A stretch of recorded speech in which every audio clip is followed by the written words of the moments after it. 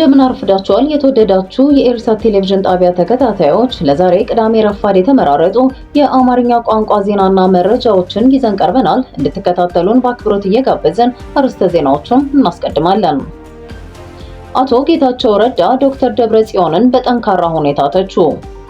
የመሰረተ ክርስቶስ ቤተክርስቲያን በትግራይ ለተፈናቃዮች የምግብ ድጋፍ አደረገች። ሱዳን የተጣለባት ማዕቀብ የፖለቲካ መሳሪያ መሆኑን ገለጸች። ሱዳን የኬሚካል መሳሪያዎች ጥቅም ላይ መዋልን በተመለከተ አሜሪካ እንድታጣራ የቀረበላትን ጥሪ ችላ ብላለች ስትል ከሰሰች። ህንድ 3 ኢትዮጵያውያንን በቁጥጥር ስር ማዋሏ ተገለጸ። በዩክሬን በዜሌንስኪ ላይ ተቃውሞ እየተነሳ መሆኑ ተነገረ።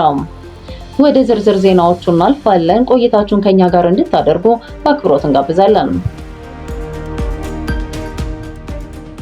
አቶ ጌታቸው ረዳ ዶክተር ደብረጽዮንን በጠንካራ ሁኔታ ተቹ። በምስራቅ አፍሪካ ጉዳዮች የኢትዮጵያ ጠቅላይ ሚኒስትር አማካሪ የሆኑት አቶ ጌታቸው ረዳ በዶክተር ደብረጽዮን ገብረ ሚካኤል የሚመራውን የህወሓት አመራር በጠንካራ ሁኔታ ተችተዋል። አቶ ጌታቸው በኤክስ ማህበራዊ ትስስር ገጻቸው ባስተላለፉት ጽሑፍ የህወሓት አመራር የትግራይን ህዝብ ድጋሜ ወደ ጥፋትና ወደ ሌላ ጦርነት እየመራው ነው ሲሉ ገልጸዋል። ህወሓትን የትርፍራፊ ቡድንና አጥፊ ቡድን በማለት የጠሩት አቶ ጌታቸው የህወሓት መሪዎች የተባሉት ከትግራይ ታሪካዊ ጠላቶች ጋር አብረው በመስራት ራሳቸውን ለማዳን እየጣሩ እንደሆነና የትግራይን ወጣቶች ደግሞ ለአደጋ እያጋለጡ ነው ሲሉ ከሰዋል። አክለውም የፌዴራል መንግስት ትግራይን ለመውረር እያሰበ ነው የሚለው የህወሓት ክስ ሐሰት መሆኑን ተናግረዋል። በቅርቡ ወደ 4 ኪሎ እንገሰግሳለን የሚለው የህወሓት ዛቻ የትግራይን ህዝብ ወደ ማጥ ውስጥ የሚከት መሆኑን ከገለጹ በኋላ ተፈናቃይ ወገኖችን እንደ ሰበብ መጠቀም ቅንነት የጎደለውና የፖለቲካ ስልጣንን ለመጨበጥ ብቻ የሚደረግ መሆኑን ገልጸዋል። በትግራይ ጦርነት ወቅት የነበሩትን የዶክተር ደብረጽዮንን ወታደራዊ ውሳኔዎች የነቀፉት አቶ ጌታቸው ዶክተር ደብረጽዮን በቅርቡ ለፕሬዝዳንት ኢሳያስ አፈወርቂ የጦር መሳሪያ ስጠኝ ለማለት ወደ ኤርትራ ተጉዘው እንደነበረና ኢሳያስ ግን ባለህ ጀምር በኋላ እቀላቀልሃለሁ በማለት እንዳሰናበቷቸው አስታውቀዋል። አቶ ጌታቸው በመቀጠል ይህ ለትግራይ ህዝብና ወጣቶች ሳይሆን ለኤርትራ የፖለቲካ ጥቅም የሚውል የክፋት ስምምነት ነው ሲሉ ገልጸውታል። አቶ ጌታቸው በመግለጫቸው የትግራይ ህዝብ አጥፊ ቡድን ያሉትን አካል ከስልጣን እንዲያስወግድ ጥሪያቸውን ያቀረቡ ሲሆን ይህ ካልተደረገ ግን ትግራይ ያለ ጠባቂ እንደምትቀርና ወጣቶቿን በጦርነቱ ምክንያት ዳግም በመከራና በስቃይ ውስጥ ሊወድቁ እንደሚችሉ አስጠንቅቀዋል።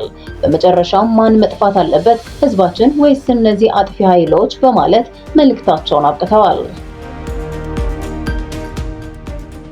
የመሰረተ ክርስቶስ ቤተክርስቲያን በትግራይ ለተፈናቃዮች የምግብ ድጋፍ አደረገች። በትግራይ የሚገኘው የመሰረተ ክርስቶስ ቤተክርስቲያን በአድዋ ከተማ ለሚኖሩ ተፈናቃዮች የምግብ ድጋፍ ማድረጉን ቤተክርስቲያኑ ትላንት አርብ ሐምሌ 24 ቀን 2026 ባወጣው መግለጫ አስታውቋል። ይህ ድጋፍ የመሰረተ ክርስቶስ ቤተክርስቲያን ከመሰረተ ክርስቶስ ልማት ኮሚሽን ጋር በመተባበር ከኮምፓሽን ኢንተርናሽናል ኢትዮጵያ በተገኘ የፋይናንስ ድጋፍ የተተገበረ ሲሆን በአጠቃላይ 12 ሚሊዮን ብር ወጪ እንደተደረገበት ተገልጿል።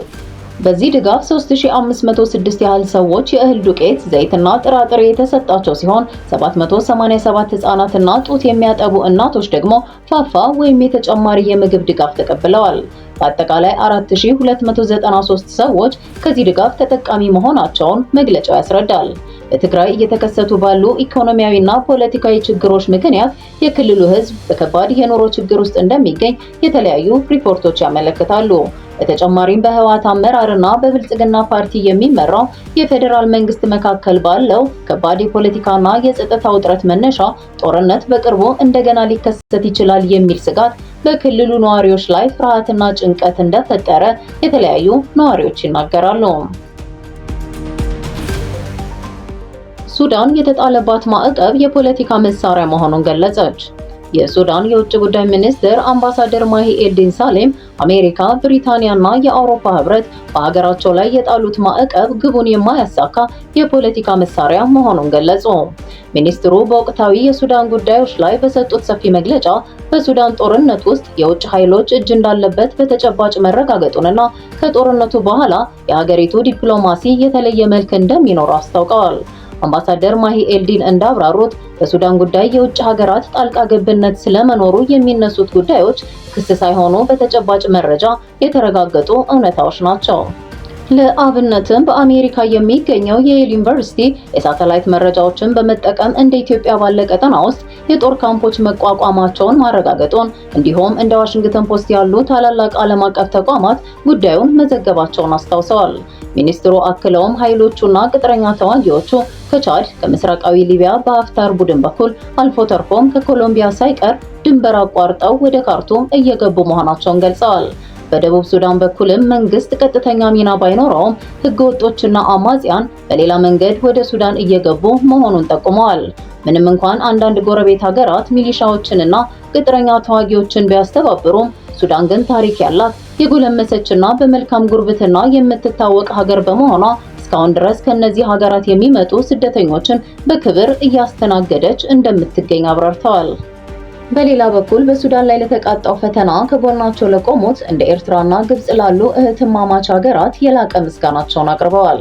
ጦርነቱን ተከትሎ የሱዳን የውጭ ግንኙነት ፖሊሲ ላይ ትልቅ ለውጥ እንደሚደረግ ያረጋገጡት የውጭ ጉዳይ ሚኒስትሩ ከጦርነቱ በኋላ የሱዳን ዲፕሎማሲ የተለየ መልክ እንደሚኖረውና የሀገራትን አቋም በድጋሚ መገምገም ግድ እንደሚል ተናግረዋል።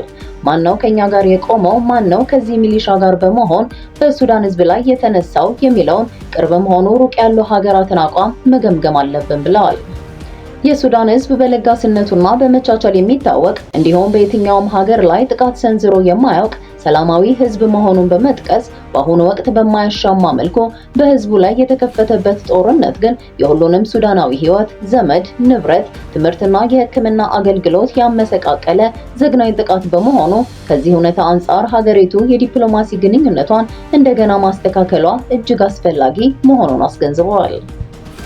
ከሱዳን ዜና ሳንወጣ ሱዳን የኬሚካል መሳሪያዎች ጥቅም ላይ መዋልን በተመለከተ አሜሪካ እንድታጣራ የቀረበላትን ጥሪ ችላ ብላለች ስትል ከሰሰች። የሱዳን የውጭ ጉዳይ ሚኒስቴር ከፈጣን ድጋፍ ኃይሎች RSF ጋር በሚደረገው ውጊያ የሱዳን ጦር ኃይል የኬሚካል መሳሪያዎችን ተጠቅሟል በሚል የቀረበውን ክስ አሜሪካውያን ባለሙያዎች በአካል ተገኝተው እንዲያጣሩ የቀረበውን ጥሪ ዋሽንግተን ችላ ብላለች ሲል ከሰሰ። ሚኒስቴሩ የአሜሪካ መንግስት በቅርቡ የጣለው ማዕቀብ የፖለቲካ ውሳኔ እንጂ በማስረጃ የተደገፈ አይደለም ሲል አጣጥሎታል። የሱዳን የውጭ ጉዳይ ሚኒስቴር ባወጣው መግለጫ በሁለትዮሽ የትብብር ማዕቀፍ አማካኝነት አሜሪካውያን ባለሙያዎች በስፍራው ተገኝተው የመስክ ምርመራና ቀጥተኛ ማረጋገጫ እንዲያካሂዱ የቀረበውን ጥሪ አሜሪካ ሳትቀበለው ቀርታለች ብሏል። ሚኒስቴሩ አክሎም ይህ አካሄድ እውነታውን ለማጣራት ከሁሉም በላይ አስተማማኝና ገለልተኛ መንገድ ነበረ ሲል ገልጿል። የሱዳን መንግስት በጋራ ማዕቀፉ በኩል አሜሪካውያን ባለሙያዎች ወደ ሱዳን መጥተው የጦር ኃይሉ የኬሚካል መሳሪያዎችን ተጠቅሟል በሚል የቀረበውን ክስ በቀጥታ እንዲያጣሩ ጥሪ ቢያቀርብም ከአሜሪካ ወገን ግን ለዚህ ጥሪ ምላሽ ከመስጠት ተቆጥቧል ሲል መግለጫ ያመለክታል።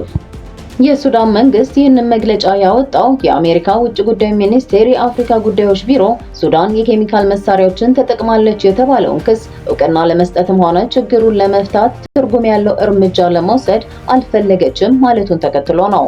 ቢሮ አክሎም በካርቱም የተቋቋመው የውስጥ ምርመራ በኬሚካል መሳሪያዎች እገዳ ድርጅት የሚደረግን ገለልተኛ ምርመራ ሊተካ አይችልም የሚል ጽኑ አቋም አንጸባርቋል።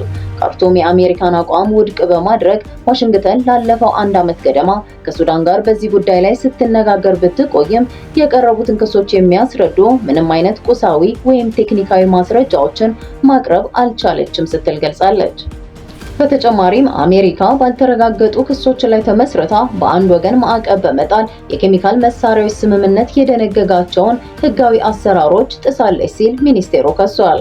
እንደ ሱዳን የውጭ ጉዳይ ሚኒስቴር መግለጫ ከሆነ የተጣሉት ማዕቀቦች ሕጋዊ ወይም ቴክኒካዊ ግኝቶችን ሳይሆን ፖለቲካዊ ፍላጎቶችን የሚያንጸባርቁ ናቸው። እንዲሁም አሜሪካ በኬሚካል መሳሪያዎች እገዳ ድርጅት አመላካችነት ቀደም ሲል የወሰደቻቸውን የቅጣት እርምጃዎች ትክክለኛ ለማስመሰል ያለመ ነው ብሏል። ህንድ 3 ኢትዮጵያውያንን በቁጥጥር ስር ማዋሏ ተገለጸ። የህንድ የገቢዎች መረጃ መምሪያ ከአዲስ አበባ ወደ ሙምባይ ከተጓዘ አውሮፕላን ውስጥ በግምት 12 ኪሎ ግራም የሚመዝን ከ18 ክሮር የህንድ ሩፒ በላይ ዋጋ ያለው ወርቅ በድብቅ ለማስገባት የሞከሩ 3 የኢትዮጵያ ዜጎችን በቁጥጥር ስር ማዋሉን አስታወቀ። የተያዙት ግለሰቦች የ24 ዓመቱ አህመድ አብዱራህማን፣ የ20 ዓመት ወጣት መሐመድ አብዱራህማን እና የ29 ዓመቱ ጀሚል ኑሪ መሐመድ የተባሉ የኢትዮጵያ ዜጎች መሆናቸው ታውቋል። የህንድ ባለስልጣናት እንደገለጹ ተጠርጣሪዎቹ ከአዲስ አበባ የተነሳ አውሮፕላን ሙምባይ ኤርፖርት እንደደረሰ በጥቆማ መሰረት ከአውሮፕላኑ መውጫ ላይ በቁጥጥር ስር ውለዋል። ግለሰቦቹ መጀመሪያ ላይ ወርቅ መያዛቸውን የካዱ ሲሆን በሰውነታቸው ላይ በተደረገ ፍተሻ ምንም አይነት ህገወጥ ዕቃ አልተገኘም። ሆኖም በእጅ ቦርሳዎቻቸው ውስጥ የፓናል መፍቻ መሳሪያዎች ተገኝተዋል። በተደረገባቸው ጥልቅ የምርመራ ውይይትም ተከሳሾቹ መሳሪያዎቹን የተጠቀሙት የአውሮፕላኑን የሽንት ቤት ግድግዳ ክፍሎች በመፍታት ወርቁን ለመሸሸግ እንደሆነ አምነዋል። ወርቁን በአውሮፕላን ውስጥ ከሸሸጉ በኋላ በኤርፖርቱ የሚሰሩ የጽዳት ሰራተኞችን በመጠቀም በህገወጥ መንገድ ወደ ውጪ ለማስወጣት አቅደው እንደነበር ተገልጿል። ከቡድኑ አባላት አንዱ የሆነው ጀሚል ኑሪ የተባለው ተከሳሽ አዲስ አበባ እያለ 6 የጡብ ወርቆችን እንደተቀበለና ወደ አውሮፕላኑ ከገቡ በኋላ ለሌሎቹ ሁለቱ ተከሳሾች 3 የጡብ ወርቅ በመስጠት በመሳሪያዎቹ የአውሮፕላኑ የኋላ ሽንት ቤቶች ውስጥ እንዲደብቁት ማዘዙን አምነዋል። በተሰጠው ቃል መሰረት የምርመራ ቡድኑ ተከሳሾቹን ወደ አውሮፕላኑ በመመለስ በፕላስተር የተጠቀለሉ 6 የጡብ ወርቆችን ከኋላ ሽንት ቤቶች ውስጥ አውጥቷል። የተያዘው ወርቅ 12004 ግራም ወይም 24 ካራት የሚመዝን ሲሆን አጠቃላይ የገበያ ዋጋው 18 ክሮር የህንድ ሩፒ እንደሆነና በህጋዊ መንገድ ቢገባ ኖሮ 7.92 ክሮር ሩፒ የቀረጥ ክፍያ ያስገኝ እንደነበር ተመላክቷል።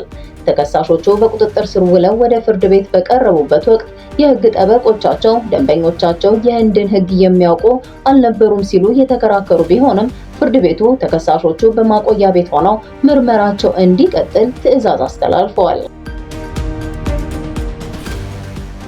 በዩክሬን በዜሌንስኪ ላይ ተቃውሞ እየተነሳ መሆኑ ተነገረ።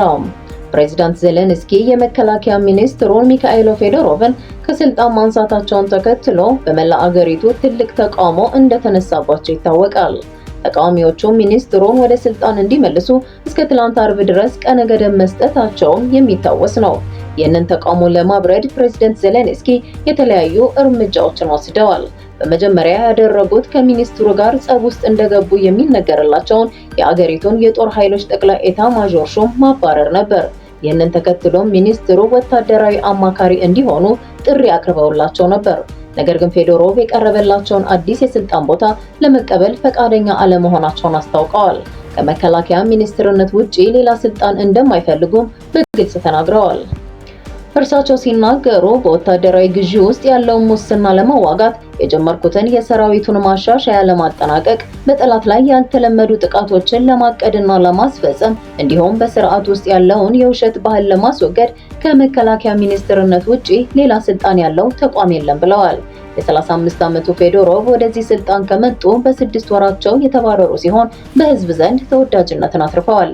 እኚህ ሚኒስትር ወደ ስልጣናቸው እንዲመለሱ ለማድረግ የተነሳውን ተቃውሞ ተከትሎ ቀነ ገደቡ ትናንት አርብ ቢጠናቀቅም ዜሌንስኪ ግን ከአቋማቸው ዝንፍ እንደማይሉ አስታውቀዋል።